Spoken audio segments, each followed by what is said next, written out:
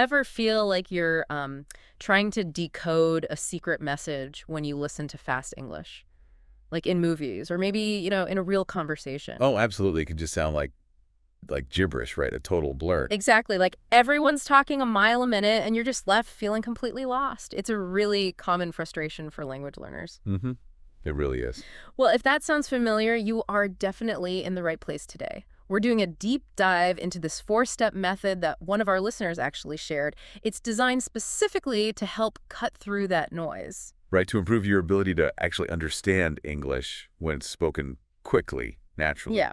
So we're going to unpack each of these 4 steps. There's initial exposure, then slowing things down. Active listening and transcription. Right. And finally, comparison and analysis. We'll show how this structured approach can really help tackle what feels like a huge challenge. It's like having a toolkit, really, for unlocking those fast conversations. It's a solid framework, moving beyond just passively hearing things. Getting you actively involved. Exactly. Engaging your brain to process English at its, natural speed. Building a real skill set, step by step. Okay, so let's get right into it then. Step 1 in this method is what they call initial exposure. Right. And the concept here is, well, it's pretty straightforward. You listen to a short clip, a real English conversation. Mm-hmm.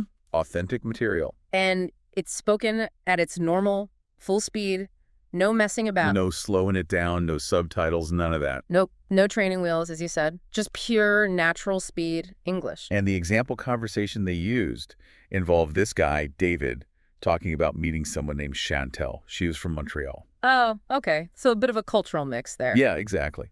Which kind of highlights right away how communication can happen even with, language differences. He spoke English, she spoke French. Interesting. Okay, so you listen to this clip at full speed. Now, the goal here is not to understand every single word, right? Not at all. Let's be really clear on that. It's more about getting a feel for it. Like the rhythm, the pace. Yeah, the intonation, that kind of musicality of spoken English, how it ebbs and flows naturally. So it's like taking your auditory temperature, seeing where you're starting from. That's a great way to put it. Assessing the starting point before you start applying the strategies. This initial immersion, even if you don't understand everything, it starts getting your ears used to the soundscape. Recognizing the overall melody before you zoom in on the words. Exactly. And it's really crucial not to get discouraged at this point if it feels like everyone's just mumbling super fast. Which it probably will at first. Right. That feeling of being overwhelmed. Yeah. Totally normal. The understanding builds up later in the other steps. Okay, good to know. So you've taken that first dip, experienced the full speed. Step 2 then is where you deliberately change pace. You slow down. Okay, yeah. Now we're moving towards actually understanding the content better. So in this phase, you listen to that exact same conversation again. The same clip. The very same one. And this is a really key difference. It's not just the original audio played slower. Okay, so you're not just hitting the 0.75x button. No. It's actually a re-recorded version. The speakers have consciously spoken more slowly, more clearly, articulating things better. That's a really important distinction. So your brain gets more processing time, but without that, weird distortion you sometimes get when you just slow down playback. Exactly. That extra time helps you pick out the individual sounds and words that might have just blurred together at full speed. Right. Gives your brain that extra fraction of a second to decode things. It's kind of like when you finally figure out the lyrics to a song you've loved for years but always misheard. Oh, yeah. That aha moment. Exactly. Suddenly just clicks into place. And I bet there's a real confidence boost here, too. Oh, definitely. Listeners often find they actually understood way more at this slower speed than they thought they would after that first listen. Yeah, it shows you what you can do. Builds confidence for the next steps. Absolutely. It lays that solid auditory foundation. So, okay, we've had the initial blast of natural speed, then the slower, clearer version. What's next? All right, now we get to step 3. This is where we really get our hands dirty, so to speak. Active listening and transcription. The pens and paper stage. Yeah. Or, keyboards. That's the one. So for this step, you go back to the original clip, the fast one. Okay. But this time, your job is to try and write down every single word you hear. Or, as many as you can catch. Now, we should probably acknowledge up front, this can feel pretty tough. Oh, for sure. It demands serious focus, a really sharp ear. But that challenge, that difficulty, is actually what makes it so effective. Totally. Trying to transcribe forces you to pay super close attention to every little sound, every nuance. It's a really active way to listen, hones those auditory skills. Yeah, to train your ear to pick up on those subtle sound differences you might otherwise miss. And interestingly, doing this, it actually helps your speaking too. How? Well, as you're trying to capture each word, you're automatically thinking about how it's pronounced, the rhythm, the word order. Ah, I see. So it's like active practice, even though you're not actually saying the words yourself. Exactly. Plus, when you compare your transcription later to the real one, which is step 4, you get this amazing personalized feedback. Right. You see exactly where you went wrong. Yeah, where you misheard something or maybe missed some vocabulary. Right. It gives you really targeted insights for improving both your listening and your pronunciation, like direct auditory feedback. That makes a lot of sense. Concrete data on where you need to focus. All right, so we've done the natural speed, the slowed down version, then the intense transcription. What's the grand finale? Step 4, comparison and analysis. This is where you take what you wrote down in your transcription, or even just what you think you understood from the earlier steps, and you compare it directly against the actual official written transcript of the conversation. Okay, the moment of truth. Yeah. Where you finally get to see the answers. Exactly. And this comparison stage, this is often where those big aha moments happen. Right. You see precisely what you got right and exactly where things went off track. Yeah, you can pinpoint the exact words or phrases you missed or maybe misheard. And more importantly, you can start thinking about why you missed them. Like, was it vocabulary I didn't know, or was it a sound I'm not used to hearing? Precisely. Understanding those reasons helps you focus your future learning much more effectively. Makes sense. And, listeners are often really surprised at this stage by how much they actually did understand, even if it didn't feel like it earlier. That's encouraging. It shows you're making progress, even if it feels slow. Right. It reinforces that you are getting better. Yeah. So this whole 4-step thing, it's fundamentally about actively training your ear and your brain. Yeah, training them to handle English spoken at its natural speed. It's moving beyond just hearing the language to actually engaging with it actively. And this structured approach, it's helpful for learners at pretty much any level. Even advanced learners could probably benefit from this kind of focused practice, right? Sharpening those skills. Absolutely. Now, something else the material we looked at really emphasizes is the role of vocabulary. Ah, yeah. Crucial point. You can have great listening skills, but if you don't know the words. Exactly. Comprehension hits a wall. So to kind of illustrate this, the source material picks out 3 specific phrases from that David and Chantel conversation. Right. The first one is to not matter. It's pretty common, but in fast speech, it can get sort of squished together phonetically. Yeah, you might hear it almost like one word, like to not matter. The T in not kind of blends into the M. And in that conversation, David said it didn't matter that he didn't speak French and she didn't speak English. Okay, so in that context, to not matter means what? It wasn't important, didn't stop them. Exactly. It wasn't important. It wasn't an obstacle to them communicating. Got it. The material also gave another example, right? Like, it doesn't matter if you make mistakes, just keep practicing. Yeah, same idea. Something is inconsequential. Okay, what was the next phase? The second one was a phrasal verb, to come down. Ah, phrasal verbs. Always good to focus on those. Yeah. So in the chat, it mentioned Chantel and her friend had come down from Montreal to Florida. Right, so come down here. Come and down together create a specific meaning. And in this geographical sense, to come down means traveling south, right? Spot on, Hey. because Montreal is way up north compared to Florida. Makes sense. And the other example they gave was, my cousins are coming down from New York for the holidays, implying the speaker is south of New York. Exactly. It emphasizes that direction. Okay. And the final vocabulary highlight. That was another phrasal verb. To end up. Ah, yes. Very useful one. And to end up generally means you arrive at some situation or result, often one you didn't really plan for, maybe unexpected. Yeah, there's often a sense of surprise or lack of planning involved. Like in the conversation, David said Chantel ended up living with him for 7 months. Which probably wasn't the plan when they first met on the beach. Unlikely. And the other example they used was, we got lost, but we ended up finding a cute little cafe. Again, that unexpected twist. Right, so these vocabulary examples really show that understanding spoken English isn't just about single words. It's about grasping these common phrases, these phrasal verbs, and how they work in context. Absolutely crucial. So just to quickly recap the main points here. Yeah. We've got this four-step method for understanding fast English. Initial exposure, slowing down, active listening and transcription, and comparison analysis. Right. And we've also stressed how vital vocabulary is. You can't listen effectively if you don't know the words. Makes sense. Now, the source material also mentions something called the 150-day listening challenge. Sounds intense. It does, yeah. Yeah. Basically, it's a structured program. The idea is you commit 15 minutes every single day for 150 days straight. Wow. Just listening to short, real English conversations, like a daily dose of practice. 15 minutes isn't too bad, but 150 days, that's commitment. It is. And the material pointed out that it features over 50 different native speakers. So you get exposed to loads of different accents, different ways of talking. Which is super important for understanding people in the real world, right?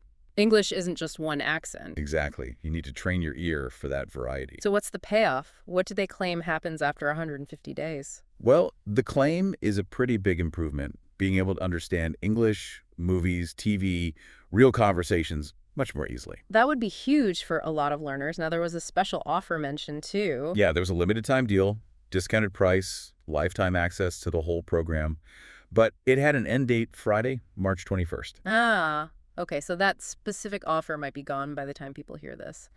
But hopefully, if it sounded good, some listeners caught it. Hopefully.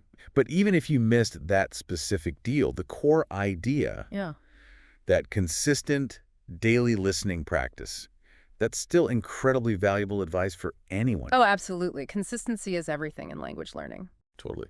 Now, speaking of valuable things, we also put together a free resource to help people get started with that four-step method we talked about. Oh, right. The PDF worksheet. Tell us about that. Yeah, it's totally free to download, and it's packed with useful stuff. It's got, like, detailed tips on how to do each of the 4 steps. Okay. A practice worksheet you can actually use, and the full transcript of that David and Chantel conversation we keep mentioning. Basically, everything you need to start trying this method out. Nice. That sounds really helpful. How do people get it? Super simple. Just click the link. It'll be in the show notes for this deep dive. You pop in your name and email. Easy P. Exactly. We send the worksheet right over. Great. And there's a bonus, too. If you sign up for the worksheet, you also get weekly free PDF worksheets with more tips, more exercises, just ongoing support. Oh, fantastic. So it's like a continuous resource. Definitely worth checking out then. We think so. Okay, so as we kind of start to wrap up this section, let's circle back to the main theme. Understanding fast English. It's tough, yeah, but it's doable. Absolutely. It's achievable. With the right methods, like the one we discussed, and consistent effort. That 4-step approach is a really great starting point. So here's a thought for you, our listener. Think back. Try to pinpoint a time when you really struggled with fast English. Maybe it was a movie scene, a podcast, or just chatting with a native speaker. We've all been there, feeling left behind. Now imagine applying the techniques we talked about today. That initial exposure, the slowing down for clarity, the intense focus of transcription, the analysis. How might that have changed things? Would you have understood more, felt a bit more confident maybe, less loss? And maybe think broader, too. This step-by-step analytical way of tackling a challenge. Could it apply to other things? Other communication hurdles? Or even different areas of life entirely? Because that's really what we try to do here on the Deep Dive, isn't it? Yeah.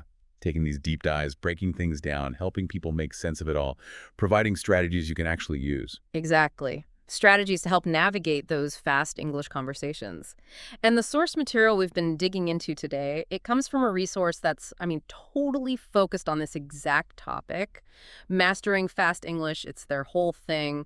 Really good stuff. Yeah, very focused. So that first step we mentioned earlier, initial exposure. The key idea, again, is listening to a real conversation clip at natural speed. But, and this is important, with no visual help at all. Right. No subtitles, no transcript scrolling by, just your ears and the sound. And the big goal isn't decoding every word, right? It's tuning in. Tuning into the rhythm, the speed, the intonation, that musical quality we talked about, how native speakers actually sound in real time. Yeah, that rise and fall of the voice, the intonation, it carries so much meaning beyond just the words themselves. Emotion, questions, emphasis. Definitely. So to give you a better sense of this, we're actually going to play a very short audio clip. It's from a conversation where 2 people are talking about a kind of surprising encounter they had. Okay, so maybe for you listening, just try closing your eyes. Focus only on the sounds. Relax and just take it in. Here it is. Short audio clip plays E-R-A-G. So I was just walking along the beach, right? Mm-hmm. And suddenly this girl comes up to me, starts speaking French. I had no idea what she was saying, but somehow, we just clicked. Okay, just a short snippet there. An example of that initial exposure. What did you notice? Did you catch any specific words? What was your sense of the speed? Probably felt pretty quick, right? Yeah, it's totally normal if it felt like it just zipped by. This first listen is all about calibrating your ear to that natural pace. We'll break it down more in the next steps. Right. Okay, so step 2 is where we deliberately slow things down to help with comprehension. Exactly. So now, you listen to that same conversation again, the exact same content, but this time it's a special version, slowed down, re-recorded. And we need to stress again, this isn't just the original audio played slower with software. Nope. It's a brand new recording. The speakers intentionally spoke slower, much more clearly, really enunciating. So you can actually pick out the words more easily? Precisely. It's the same information, just delivered at a pace that's easier for your brain to process, especially if you're still learning. I bet listeners will find they understand a lot more this time. Most certainly. Okay, so let's listen to that slowed down version now. Try to notice how much more you can pick up when the speed isn't so frantic. Slowed down audio clip plays same content as before, but spoken clearly and slowly. Okay, let's pause there again. How was that? Mm. A bit easier to follow. Could you grasp more of what was being said? I'm sure the clarity made a huge difference for everyone. It really highlights how much speed impacts understanding. But of course, the main goal is to understand the original speed, so we don't stop here. Exactly. Which brings us to step 3. Now we shift into a more active mode. Active listening. Engaging your brain fully. That's it. So you listen to the original fast clip one more time, but this time you try to write down as much as you possibly can. Transcribe it. This is such a great exercise. It forces you to concentrate intensely, and it helps you see what words you do know, while also showing you exactly where the tricky spots are. Totally. Okay, so grab a pen, open a notes app. We'll play that fast clip again. Don't worry about getting every single word. Just do your best. Normally you could pause and rewind, but for now let's try to keep up. Here it is again. Fast audio clip plays again, same as the first time. Okay, wow, still fast. How did you do that time? Did you manage to write down more than the first time you heard it? Hopefully. But look, even if you didn't catch everything, that's totally okay. Because now we move to the final step where it all comes together. Right. Step 4, verification and analysis. So now we're going to show you the actual transcript of that little conversation. And while you read it, we'll play the fast audio clip one last time.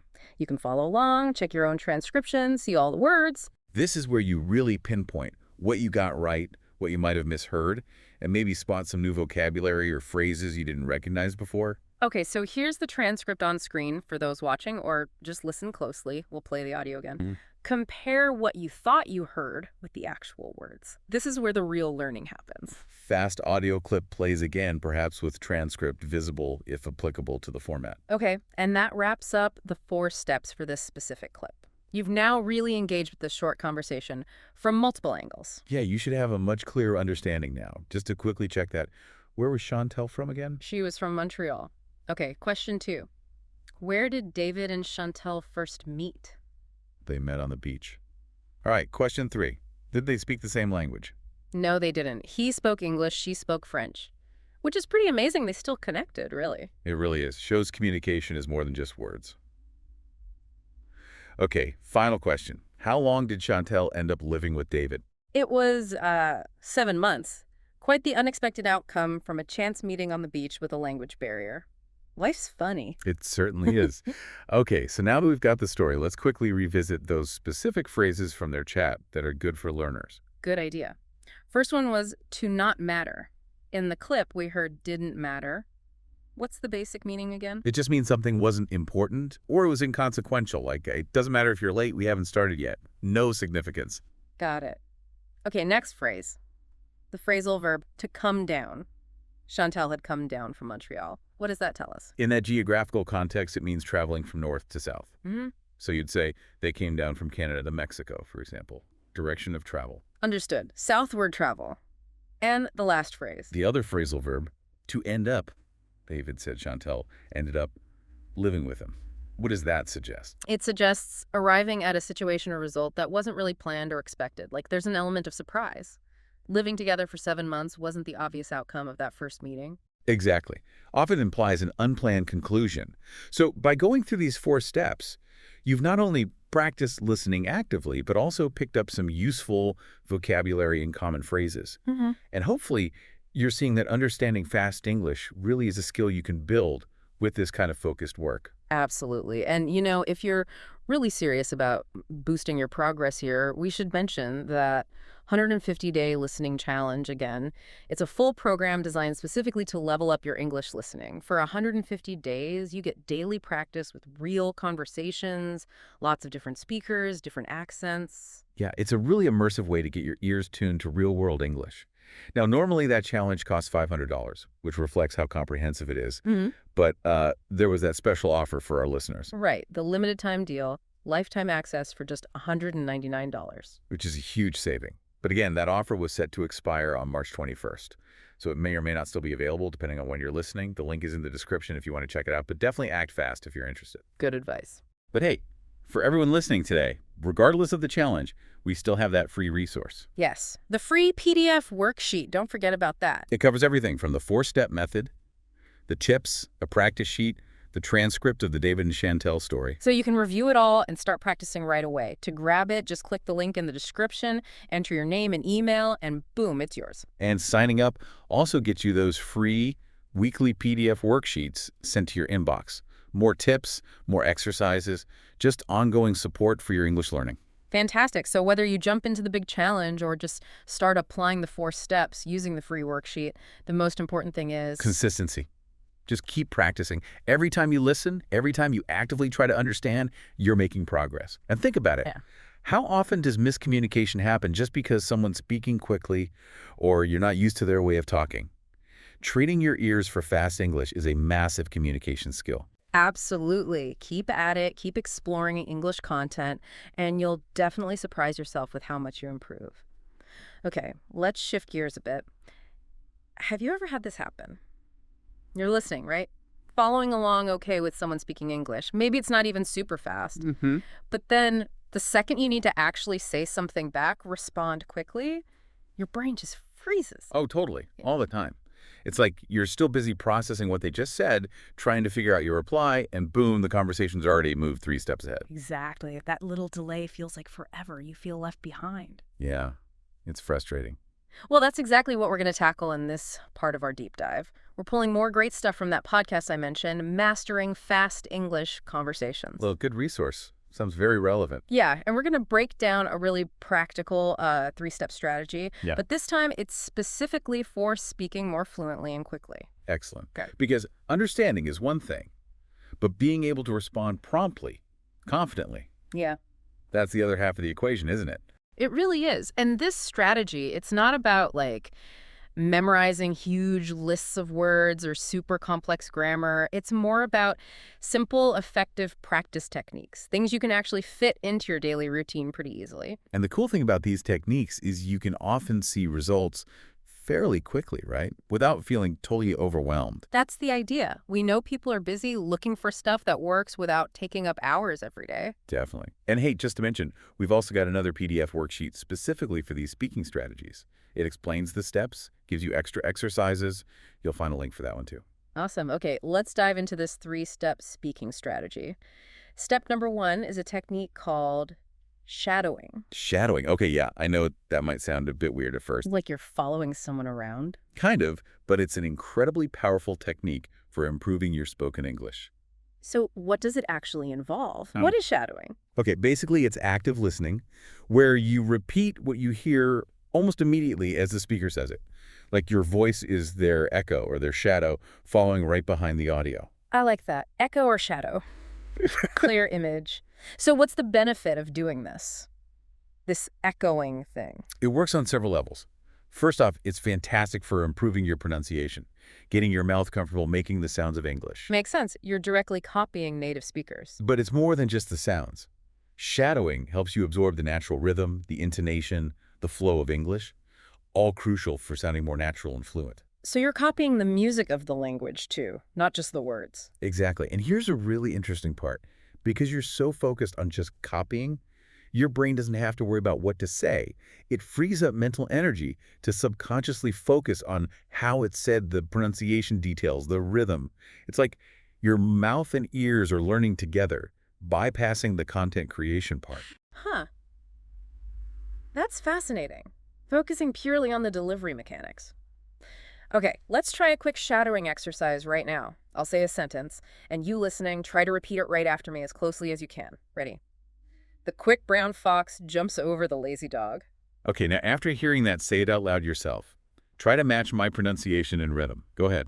Pause for listener response. Excellent. Even just doing that once, you can start to feel that connection between hearing and speaking. The more you practice shadowing with different kinds of English audio, the better you'll get at producing those sounds naturally and fluently, almost without thinking. Exactly. Okay, so that's shadowing. Let's move to step 2 in the speaking strategy, chunking. Chunking. Okay, what's the main idea behind this one? Chunking is all about breaking down longer sentences into smaller, more manageable pieces or chunks that sound more natural when you say them. So instead of feeling stressed by a really long sentence, you learn to identify and practice these smaller groups of words. Taking it in bite-sized pieces? Pretty much. The idea is that native speakers don't usually think or speak word by single word. We tend to think and talk in these natural groups of words that often go together. Like little pre-made language blocks. That's a great analogy. Like Lego blocks. These chunks, sometimes called lexical chunks or collocations, are just words that frequently hang out together. Learning to spot them and use them is key to sounding more fluent and natural. You start speaking more like a native speaker, less like you're translating word for word in your head. That makes total sense. Learning the common patterns. Okay, let's try a chunking exercise. Here's a sentence. Even though the weather was terrible yesterday, we still decided to go for a picnic. Right. Bit of a longer one. Let's break it down. First chunk, repeat after me. Even though the weather was terrible yesterday. Pause for listener response. Ugh. Now the second chunk. We still decided to go for a picnic. Pause for listener response. Perfect. See how breaking it into 2 feels less intimidating. Definitely more manageable. Let's do one more. How about, if you have any questions, please don't hesitate to ask me at the end. Okay, chunking that. First part. If you have any questions, please don't hesitate to ask. Pause for listener response. And the second chunk. Mm-hmm. Me at the end. Pause for listener response. Excellent. I can really see how practicing these smaller natural groups would make your speaking feel much smoother over time. Absolutely. Yeah. And when you consistently practice speaking in these natural chunks, your overall speech just becomes more fluent. It gets a better rhythm. You're training your mouth and brain to work together using these familiar patterns. Okay, makes sense. Now, the third and final step in this speaking strategy, response drills. Response drills. Mm. Okay, this technique is specifically designed to help you practice giving quick, almost automatic answers to common questions you hear in conversations. The goal is to cut down on those hesitations, those awkward pauses. So it's about building speed and automaticity in your replies. Exactly. Like a musician practicing scales over and over until they don't even have to think about it. You're building that same kind of automatic muscle memory for speaking. And it's important to remember, the goal here isn't perfect grammar every single time, is it? It's more about the fluency, the natural flow. Absolutely. Making small mistakes is okay in these drills. The main thing is getting the response out quickly and naturally. Fluency first, perfect grammar maybe second, especially in these practice drills. Good reminder. Okay, let's try a couple of response drills with common questions. First one, imagine someone asks you, what's your favorite kind of food? Just think of your answer quickly and say it out loud. Aim for speed and naturalness. Pause for listener response.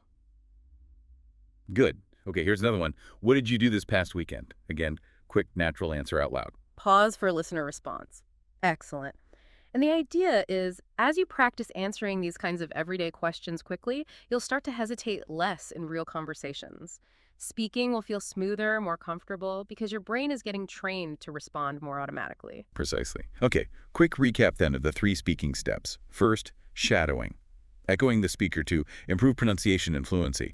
Second, chunking, breaking sentences into natural phrases for smoother, more native-like sound. And third, response drills, practicing quick answers to common questions to reduce hesitation and build confidence. Exactly. And like we keep saying, consistent practice is the key. Even just a few minutes each day on these exercises can really add up and make a noticeable difference in your spoken English. And don't forget that free PDF worksheet for extra practice on all 3 steps. Indeed. Now, for people who are really serious about taking their speaking skills to the next level, the material also mentioned another program, the 150-Day Speaking Challenge. Ah, I saw that. Sounded pretty intensive. It was Yeah. really comprehensive. Daily training, real conversation practice, specific activities, and even personalized feedback from experienced native English teachers. Wow, that feedback part sounds incredibly useful. What was the cost on that one? Well, the usual price was $500, but again, there was that limited time offer, $199 for lifetime access. Another great deal. But again, that specific offer probably ended back on March 21st. Most likely, yes, Mm-hmm. unfortunately. But the main techniques we've just talked about, shadowing, chunking, response drills, those are things anyone can start doing right now, today, for free, regardless of that specific challenge program. And the free worksheet we mentioned gives you plenty to get started with. Absolutely. Well, thanks everyone for joining us for this part of the deep dive, focusing on speaking faster and more confidently.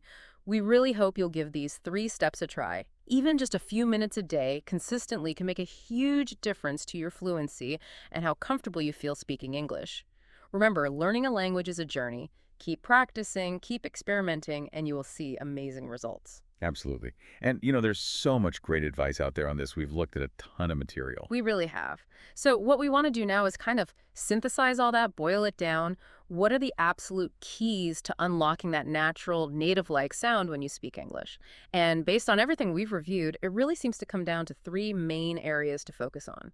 Okay, 3 key areas. I'm ready. What are they? All right, number 1, and this is huge. Intonation. You really have to pay attention to the music, the melody of your speech. Intonation. Okay. I think most learners know they shouldn't sound like a robot, right? Not monotone. But maybe we can dig a bit deeper into what that really means. Definitely. Intonation is all about the rise and fall of your voice as you speak.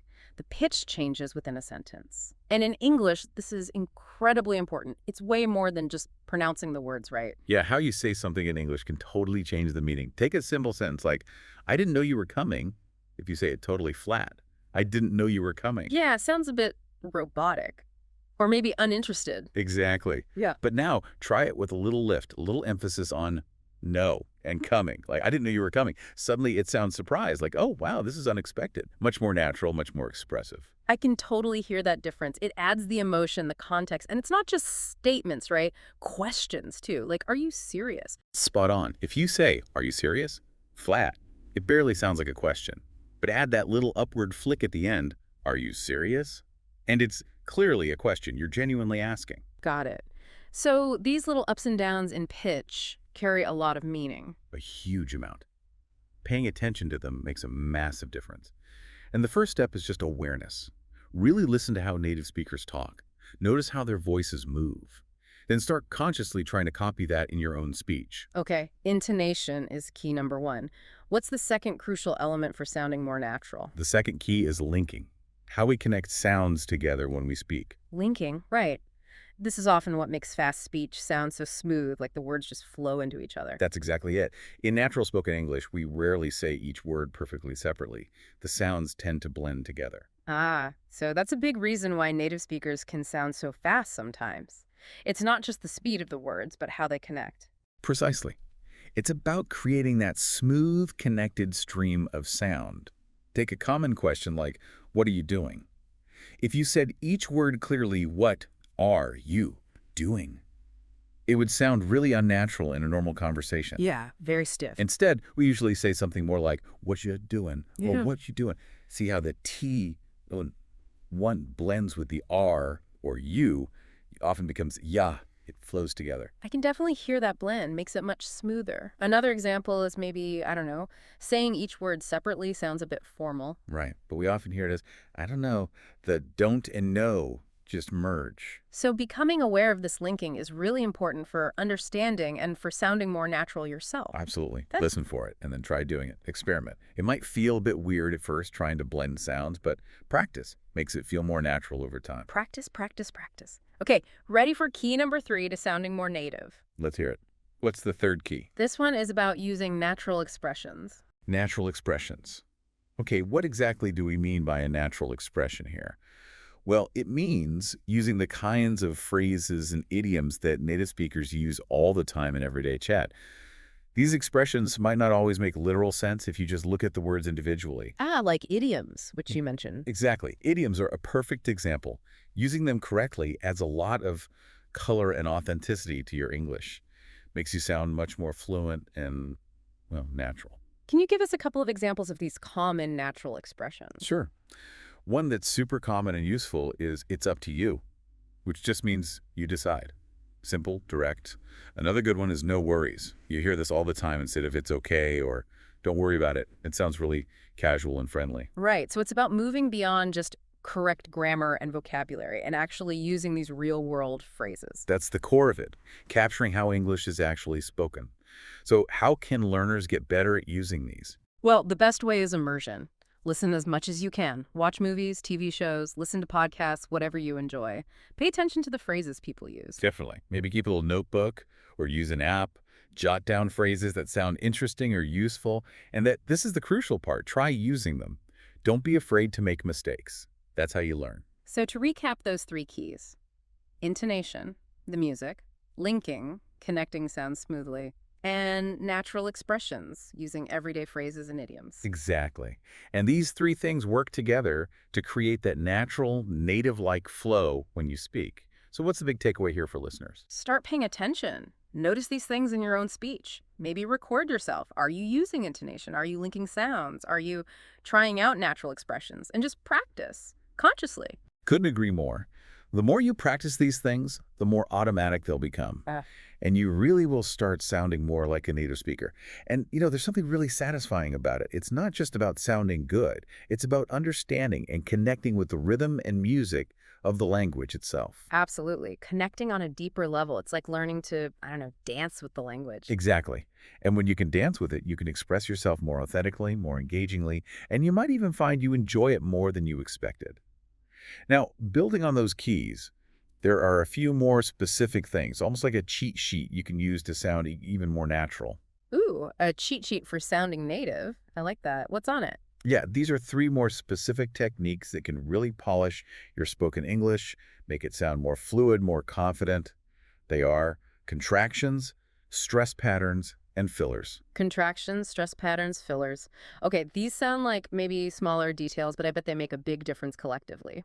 They really do. And hey, quick reminder, we've got that free PDF worksheet covering these too, with examples and extra practice. Links in the description, just pop in your email. Okay, let's start with contractions. Contractions, right? Most learners know the basics, like don't for do not, isn't for is not. Exactly. But using them consistently and using a wider range of them really helps your fluency. Let's talk about why native speakers use them so much. They're basically shortened forms of words or pairs of words. We use them constantly because they make speech flow better, sound more natural, like it's instead of it is, we instead of we have. We often do it without even thinking. It's just how we talk. Right, it's about efficiency and that natural rhythm. Mm-hmm. So let's do a quick practice. If you were going to say, I am going to the store, grammatically fine, but sounds a bit stiff. Yeah, a bit formal for everyday chat. So what's the more natural way? You usually say, I'm going to the store, see how much smoother I'm is. Much smoother. Okay, another one. He will be there soon. How would we contract that naturally? You'd say, he'll be there soon. Okay, listen and try saying it. He'll be there soon. Perfect. Got it. Okay, moving on to technique number 2 on the cheat sheet. Stress patterns. Ah, stress patterns. This is about which words you emphasize in a sentence and how that changes the meaning, right? Exactly. It's about emphasizing certain words to highlight what's important and make sure your intended meaning comes across clearly. It's not just pronouncing words correctly, but stressing the right words. Let's use that classic example. I didn't say she took my pen. Listen to how the meaning shifts when we stress different words. Okay, first stressed I. I didn't say she took my pen. What does that imply? It implies someone else said it, but not me. The focus is on who didn't say it. Okay. Now stress didn't. I didn't say she took my pen. Now it's a strong denial. You're emphasizing that you absolutely did not say that. Total denial. Right. And what if we stress took? I didn't say she took my pen. Now you're implying, well, maybe she borrowed it or found it, but the specific word you didn't use was took. Wow. The same words, but the emphasis completely changes the nuance. It's powerful. It really is. And it's a vital part of sounding natural, something learners might overlook. Yeah, getting it wrong can make you sound a bit off or even lead to misunderstandings. I remember a student who always stressed the wrong syllable in comfortable instead of comfortable, small thing, but it sounded awkward. Perfect example. Subtle, but important. Okay, let's practice. I'll say the sentence. I didn't say she took my pen with natural stress. You repeat it. Try to copy the emphasis. It's okay. I didn't say she took my pen. Good. I didn't say she took my pen. Now try saying it again, but this time stress a different word each time you say I'd it. say she took my pen. I didn't say she took my pen. I didn't say she took my pen. Excellent. You're getting the hang of it. Look Yeah. how much meaning is in the stress. Okay, let's hit the third and final technique on our cheat sheet. Fillers. Ah, fillers, the little ums and uhs and you knows that we sprinkle into conversation. Exactly. They might seem like, little throwaway words, but they actually play a huge role in making conversation sound natural. They're pretty essential, actually. Really? Why are they so important? Well, fillers are those little words and sounds we use to bridge our thoughts, basically, to give ourselves a tiny bit of thinking time while we're talking. Things like, well, so, right. They help smooth out the conversation, make it less abrupt, less robotic. We use them constantly, often without even realizing it. So they're like conversational WD-40, keep things moving smoothly, and buy you a split second to think. That's a good way to put it. Imagine someone asks you a tricky question. Instead of just dead silence while you think, you might say, or, well. It just signals you're processing, and it keeps the connection going. Makes the interaction feel more human, less like an interrogation. Exactly. So let's take a simple sentence. I need more time to think about it. How could we make that sound more natural using fillers? You might say, I need like a little more time to think about it. Or maybe, well, I probably need some more time to think about it. Perfect examples. Those little fillers just soften it, make it sound much more like natural speech. Okay, listen and repeat after me. I need like a little more time to think about it. I need like a little more time to think about it. Nice. You can hear how much more natural that sounds. Okay, so quick recap of our cheat sheet techniques. Contractions, using shortened forms, stress patterns, emphasizing the right words for meaning, and fillers, using those little sounds and words to connect thoughts and pause naturally. Even these seemingly small things add up to make a big difference in how natural you sound. Absolutely. It's all those little nuances that create that authentic, fluent feel. Now, speaking of flow, another really key aspect of natural spoken English is how we blend words together, right? Ah, yes, connected speech, super important. It's a major difference between how English looks written down and how it actually sounds when spoken naturally. Yeah, like the question, what do you want to do? When people say it fast, it often sounds more like, what I want to do. Exactly. The separate words just kind of melt together. It's much more efficient for speaking. It is, and it's something learners often struggle with, both understanding it and doing it. Another classic example is, did you eat? Which often becomes just, jeet. Right. Try saying both of those out loud now. Did you eat? Yeah, Versus did you eat. You can feel the difference in the flow, the effort. definitely. The second one is much more connected, and closely related to connected speech are reductions, yeah. Yes, reductions are another way we make spoken language more efficient, shortening common phrases. We touched on this earlier with things like going to becoming gonna and want to becoming wanna. These are everywhere in everyday speech. Let's give listeners another quick practice. Instead of saying the full, I am going to call you later, try the reduced form. I'm going to call you later. Hear that smoother flow? Now you try it. And similarly, instead of do you want to go, try the reduction. Do you want to go? Do you want to go versus do you want to go? Yeah, it really changes the rhythm. And finally, we should just quickly revisit intonation again, because it's so crucial for signaling meaning, Right. especially with questions versus statements. Absolutely. Remember, intonation is the melody. For yes-no questions, the voice usually goes up at the end. Listen, are you ready? Hear that lift. Now you try. Are you ready? Perfect. And for statements, the voice usually goes down at the end. Listen, I'm ready. Hear the drop. Now you try. I'm ready. See? Same words, totally different meaning conveyed just by the intonation. The power of the melody. It's huge. Okay, quick recap of these extra elements then. Connected speech, blending words, reductions, shortening phrases like gonna and wanna, and intonation, the melody that signals questions or statements. Getting these down will make your spoken English sound way more conversational and natural. Okay, so let's bring our focus back now to that initial problem we discussed. Yeah. Actually understanding those fast English conversations. It's where a lot of learners feel really overwhelmed, like they're missing out. Yeah, that feeling of just trying to keep your head above water, deciphering this rapid stream of sound. It's tough. It really is. And it's not just about hearing the words. It's about grasping the meaning quickly, understanding the nuances, the whole message, not just bits and pieces. And that's exactly what we want to give you strategies for now. How to navigate that fast English and actually improve your comprehension. We've pulled out 3 key areas from the material that can make a real difference. Yeah, these are really practical things you can start working on. The first is about prediction, using your brain to anticipate what's likely coming next. The second is about boosting your reaction speed, processing what you hear faster. And the third is actively training your ears to get better at catching the details in fast speech, developing those listening muscles. Okay, let's break down that first one, prediction. Now, when we say prediction and listening, we don't just mean randomly guessing, right? No, not at all. It's actually a pretty sophisticated skill that good listeners use all the time, often without even realizing it. It's about recognizing patterns in the language, knowing common phrases, understanding how conversations usually flow logically. Can you give an example of how that works? Sure. If someone says, "It's raining cats and dogs outside, don't forget your..."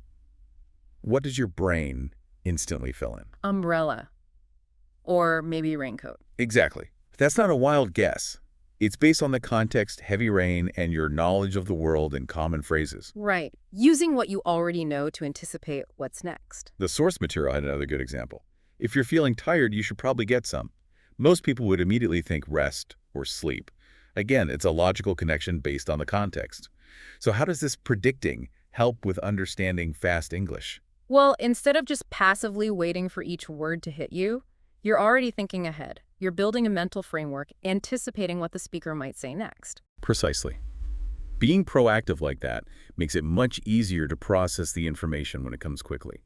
Your brain is kind of primed and ready for certain words or ideas. Makes sense. Okay, let's try a quick prediction exercise for everyone listening. Here's the start of a sentence. I'm running really late for my meeting, so I need to take a pray. What word or phrase likely comes next? You probably thought of taxi or cab or maybe shortcut. Again, the context being late for a meeting guides your prediction. But hang on, isn't there a danger here? What if you predict wrong? Could that mess up your understanding? That's a really important point. You don't want to get so stuck on your prediction that you ignore what the speaker actually says. That would definitely lead to misunderstandings. So it's a balance. You want to be proactive, anticipate, but also stay flexible and listen carefully to confirm or adjust your prediction. It's an ongoing cycle. Anticipate, listen, adapt. So it's not rigid guessing, it's more like flexible anticipation. Exactly. Think of prediction as your first line of defense against getting overwhelmed by fast speech. Okay, let's move to strategy number 2, boosting your reaction speed. And for this, we're actually going to bring back a technique we talked about for speaking. Ah, shadowing again. How does doing a speaking exercise help with listening speed? Well, remember, shadowing is listening and repeating almost simultaneously, trying to match the speaker's speed, pronunciation, intonation. While you're producing speech, you're also forcing your brain to process the incoming speech incredibly quickly to keep up. Ah, okay. So the intensity of trying to speak along forces your listening brain to work faster too. Exactly. It's intense, but that's why it's so effective. It trains your brain and mouth to sync up at a faster pace. You're building that muscle memory for processing English sounds rapidly, closing the gap between hearing and understanding. Shrinking the lag time. Got it. Let's try a couple of quick shadowing sentences, really focusing on keeping up at the speed. First one. Let's meet at the coffee shop around 3:00 p.m. Try to repeat that right after me, matching the pace. Let's read at the coffee shop around 3:00 p.m. Repeat sentence quickly. You can feel how you have to process it fast to say it fast. Exactly. Okay, one more. I'll send you a quick message as soon as I get there. Again, shadow quickly and closely. I'll send you a quick message as soon as I get there. Repeat sentence quickly. It definitely requires focus to keep up when the words flow together like that. And that's the point. By pushing yourself to process and reproduce speech faster, you're training your whole system to handle natural, fast-paced conversations more easily. Okay, third strategy for tackling fast English.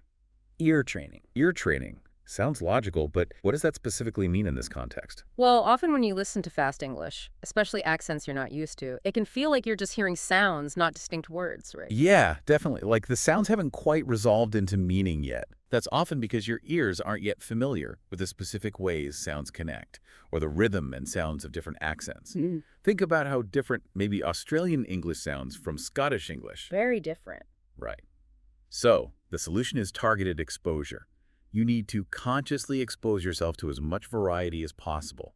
Listen to different podcasts, watch movies with actors from different English-speaking regions, find diverse audio sources. So deliberately seeking out different sounds and accents, broadening your auditory experience. Exactly. The more variety you hear, the more attuned your ears become. It's like learning any new skill. You need immersion in the actual sounds. Initially, just aim for the gist, the main idea. Don't stress about catching every word. The details will become clearer over time as your ear adapts. So patience and consistent exposure are key. Absolutely.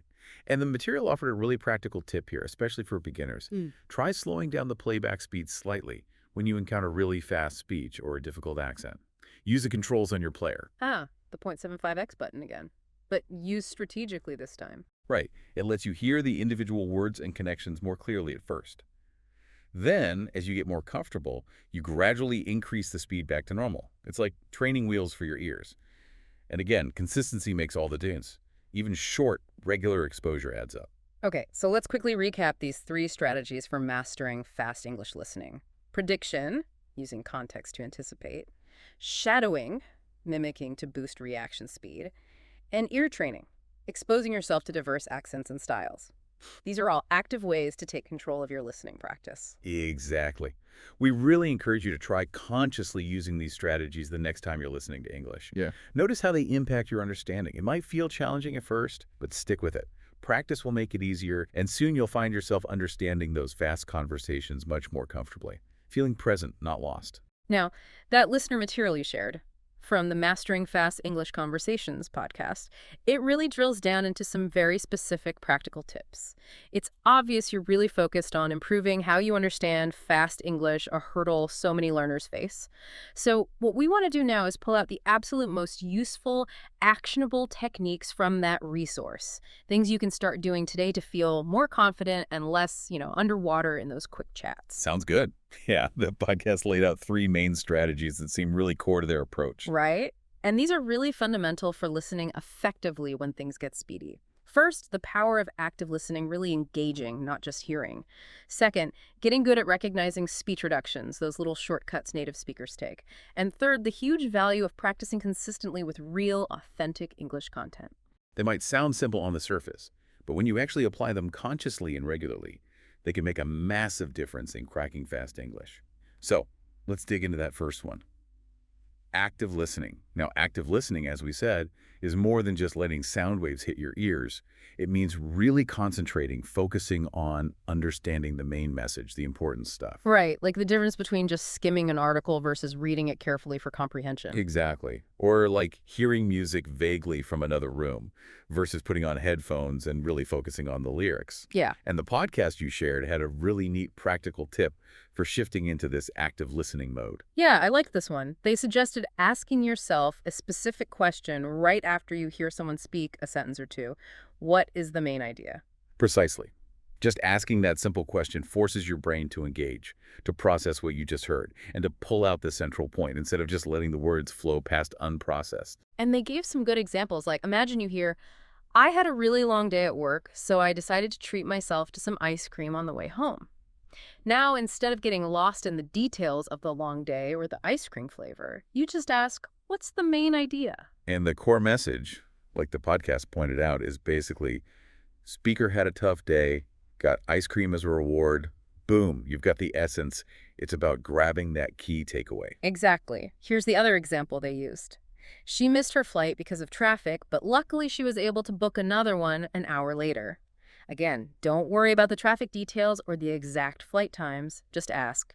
Main idea. And the main point is, missed flight, but got a later one. Simple. You understand the situation. So for you listening, this is something you can actively do. When you hear someone speaking English, especially if it's fast, just mentally pause for a second and ask, okay, what was the main point there? And it's a skill, right? It gets easier and more automatic the more you practice it. It helps you cut through the clutter, find the core message, and stops you from feeling overwhelmed because you didn't catch every single word. Absolutely.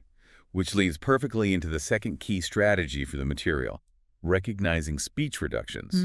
Now, we've touched on this, but native speakers do this constantly shortening words and phrases when speaking quickly. Like little verbal shortcuts for efficiency. Exactly. Often happens totally subconsciously. The podcast Highlighted some super common examples you hear all the time. Yeah, like what do you want? Squishing down to what do you want? Multiple words just blend together, sounds disappear. Or, I'm gonna go, becoming that much quicker, I'm gonna go. These little phonetic changes can make a huge difference to your understanding if you're trying to follow fast speech and you're not expecting them. Because your brain is listening for the full version it learned. Exactly. It hears the reduced form, it gets thrown off. But the good news, as the podcast pointed out, is that these reductions usually follow predictable patterns. Once you start recognizing the common patterns, understanding gets way easier. They give some practice examples, too. Let's look at those. If someone says, "Gimme a sec," what's the full phrase they actually mean? That's short for give me a second. Notice give me becomes gimme, and a second shortens to a sec. Right. It's like learning the shorthand version of the language. Here's the other podcast example. Let me know if you need help. What's the full version? That would be, "Let me know if you need help," with "let me," reducing to "let me." Spotting these common contractions and blends is just crucial for understanding faster speech. It's not about memorizing every single possibility, but getting familiar with the most frequent ones. It's like learning the main roads in a city. Once you know those, getting around is much easier, even if you don't know every single side street. Great analogy. Okay, which brings us nicely to the third and final key strategy from the podcast material, practicing consistently with real-world English content. This is where you put the active listening and the reduction recognition skills to work in a more immersive way. Exactly. It's like learning guitar. You can practice scales all day, but you really improve when you start playing actual songs. The podcast recommended great sources like movies, TV shows, other podcasts, things you actually enjoy. Because they expose you to natural, often unscripted English, the way people really talk. And they outlined a really clear three-step practice challenge for using this real-world content effectively. Yeah, step one, just listen. First time through, no subtitles, no transcript. Just try to get a feel for the rhythm, the flow, the speed, the intonation. Notice those reductions, but don't stress about understanding every word. Just absorb the overall sound. Step 2. Listen again, but this time with subtitles or a transcript. Now you connect the sounds to the written words. This clarifies the tricky parts, lets you see the reductions written out, helps with new vocabulary. It's like having the map while you explore the territory. And step 3 gets you even more active. Try repeating parts of what you hear out loud. Mimic the speaker. This actively engages your pronunciation, helps you copy the natural flow and intonation. You move from passive listening to active production, which really strengthens everything: comprehension, pronunciation, fluency. You start to internalize the rhythms. Exactly. The 3 steps build beautifully, get the feel, then decode with text, then actively produce it yourself. And the key is finding content you genuinely like, so the practice doesn't feel like a chore. So, final quick recap of these key takeaways from the podcast material. Active listening, focus on the main idea, recognizing speech reductions, spotting those common shortcuts, and practicing with real-world content, using that 3-step listen, listen with text, repeat process. These are all things you can start doing right now. And remember, consistency is the name of the game. The more you consciously practice these techniques, the more second nature they'll become, and the better you'll get at understanding those fast English conversations. You really will notice a difference. Absolutely. So here's a final thought to ponder as we close out this deep dive. Thinking about these specific techniques, active listening for the main idea, tuning into speech reductions, practicing with real-world stuff you enjoy, what specific types of English content do you think would be most helpful for you personally to start engaging with more actively? Consider your interests, where you are now with your listening, and the kind of English you actually encounter or want to understand better. Let that guide your next steps. That's a great reflective question. Well, that wraps up our deep dive for today. We really hope exploring all these strategies and techniques has been helpful and given you some concrete things to work on. Yeah, we hope you found it useful and informative. Thanks so much for tuning in and joining us. Thank you for listening. We really appreciate you being here. Until the next deep dive, take care, keep practicing, and we'll see you then.